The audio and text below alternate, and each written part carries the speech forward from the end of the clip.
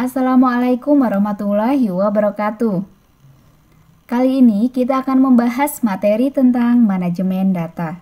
Materi ini akan dibahas dalam dua pertemuan, yaitu pertemuan 11 dan 12, yang meliputi apa itu manajemen data, kemudian bagaimana proses entry dan coding data, kemudian praktek bagaimana mengelola data pada satu tabel data, khususnya tentang pemfilteran data, baik pemfilteran berdasarkan satu poubah maupun dua poubah. Ketiga topik ini akan dibahas pada pertemuan ke-11. Selanjutnya, pada pertemuan ke-12 akan dilanjutkan dengan bagaimana mengagregasi data, kemudian mengenai anomali database, dan terakhir praktek mengelola data dengan lebih dari satu tabel data yang meliputi bagaimana cara menggabungkan data. Baiklah, sekarang silahkan simak materi dalam video ini dengan seksama. Data is the new currency. Kalimat tersebut belakangan ini santer diperbincangkan terkait dengan gerakan transformasi digital. Hal ini mengisyaratkan betapa pentingnya, betapa bernilainya data bagi sebuah perusahaan atau institusi. Terlebih lagi, bagi langkah strategi bisnis. Jadi, dalam sebuah institusi, data merupakan sumber daya yang sangat berharga. Karena itu, diperlukan manajemen data. Ya kan? Apabila sesuatu itu penting, maka kita akan merawatnya, mengaturnya, mengelolanya sebaik mungkin sehingga dapat kita manfaatkan sesuai dengan kebutuhan kita. Sebaliknya, apabila sesuatu itu tidak penting, maka kita akan cenderung mengabaikannya. Lalu, apa sih manajemen data itu? Mari kita awali pembicaraan ini dengan memahami istilah manajemen. Kata manajemen dapat diartikan sebagai proses pengaturan atau pengelolaan, di mana manajemen ini berfungsi untuk merencanakan, mengorganisasikan, mengarahkan, mengkoordinasi, dan mengawasi. Semua ini mesti dijalankan dengan baik dalam rangka mencapai tujuan suatu organisasi atau institusi atau perusahaan. Begitu juga dengan manajemen data, merupakan proses pengaturan atau pengelolaan. Jika dalam kegiatan manajemen, fokus sasaran yang dikelola adalah manusia, yaitu teamwork alias orang-orang dalam perusahaan yang bertugas menjalankan suatu program kerja perusahaan. Sedangkan dalam manajemen data yang dikelola adalah data. Manajemen data yang baik akan menjadi kunci kesuksesan pencapaian tujuan organisasi atau institusi. Dengan demikian, dapat kita definisikan bahwa manajemen data adalah proses merencanakan, mengolah, menyimpan, mengatur, dan memelihara pusat data yang dimiliki oleh sebuah organisasi atau institusi. Manajemen data yang efektif dapat meningkatkan efisiensi pekerjaan dan dapat memberikan informasi yang dibutuhkan secara cepat untuk membantu proses perancangan dan pengambilan keputusan organisasi.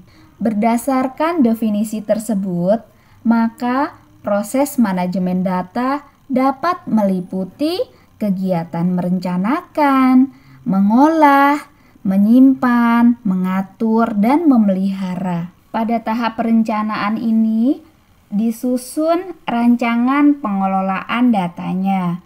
Misalnya, bagaimana menerjemahkan variabel penelitian ke dalam kuesioner atau alat pengumpul data ya.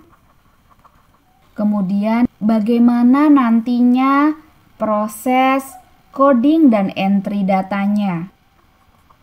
Jadi semuanya meliputi rencana ya. Bagaimana proses cleaning datanya nanti, kemudian bagaimana menyimpan datanya, dan lain-lain. Intinya, apa yang akan dilakukan di proses selanjutnya itu direncanakan terlebih dahulu dengan baik. Kemudian, tahap pengolahan data ini dilakukan setelah data terkumpul, yang dapat meliputi kegiatan editing, coding, entry data, dan cleaning. Editing ini dimaksudkan untuk meneliti kembali apakah isian dalam kuesioner sudah cukup baik dan dapat segera diproses lebih lanjut. Misal, memeriksa apakah jawabannya sudah lengkap atau belum, sudah seragam satuan pengukurannya atau belum, sudah sesuai dengan yang seharusnya atau belum, dan lain-lain. Sedangkan coding artinya memberikan kode pada nilai variabel, misalnya laki-laki di kode 1, perempuan di kode 0. Kemudian misalnya pendapat, yang setuju di kode 4, kurang setuju di kode 3, tidak setuju di kode 2, sangat tidak setuju di kode 1, misalnya seperti itu. Selanjutnya adalah proses entry data. Nah, entry data ini maksudnya adalah menginput data pada form entry data yang digunakan. Apakah ada aplikasi tertentu untuk mengentry data atau hanya di entry dalam Excel biasa atau yang lainnya. Kemudian, cleaning data dilakukan untuk memeriksa kembali apakah data yang di entry tadi sudah benar-benar siap dianalisis atau belum. Misalnya melihat apakah ada duplikasi data gitu ya, data yang sama terentry 2 kali, dan lain-lain.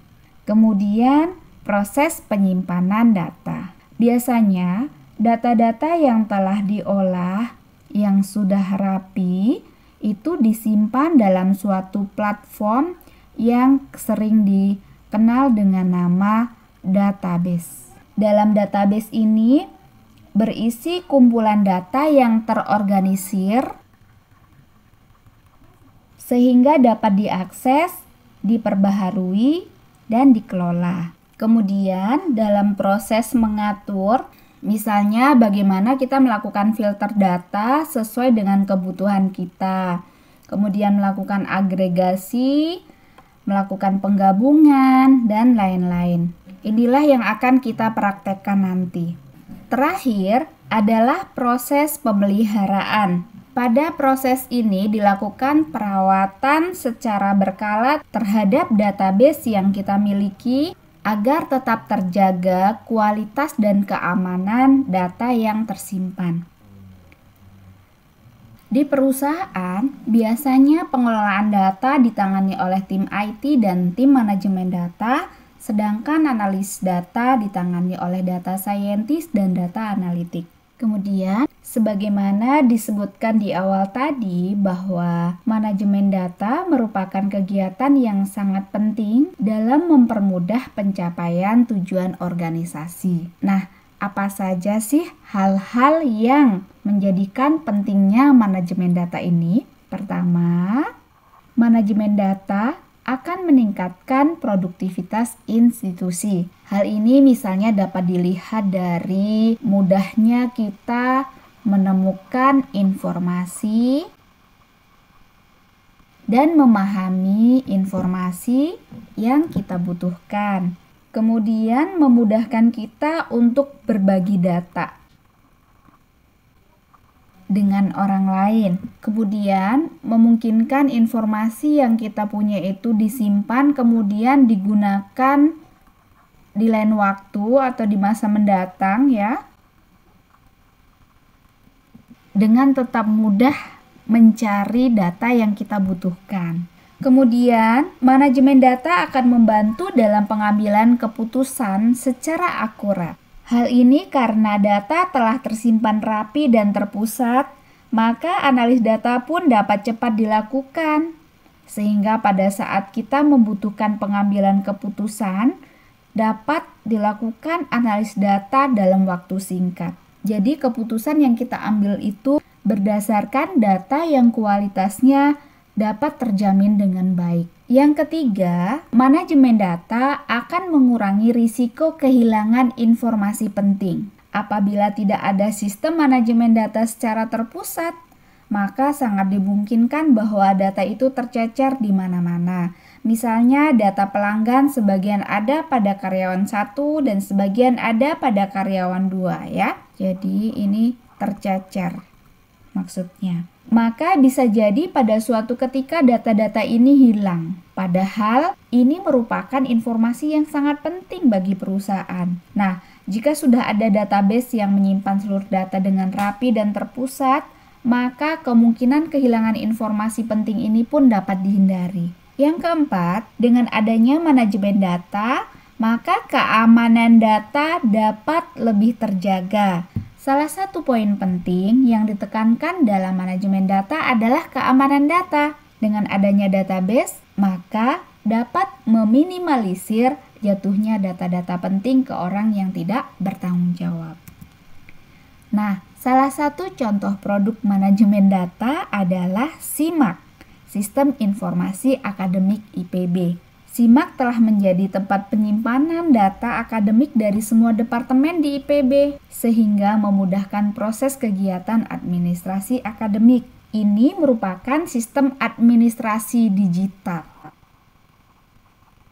yang dapat diakses oleh berbagai pihak sesuai dengan peruntukannya, seperti mahasiswa, dosen, DIT-AP, dan operator SIMAK yang telah ditugaskan di setiap departemen maupun fakultas. Bayangkan, jika tidak ada SIMAK, akan sulit sekali menelusuri riwayat akademik mahasiswa. Misalnya, ingin mengecek status studi mahasiswa, kemudian mau mencetak daftar nilai mahasiswa, misalnya, ingin mengetahui data alamat orang tua mahasiswa, itu sulit sekali kita dapatkan dengan cepat jika tidak ada SIMAK ini.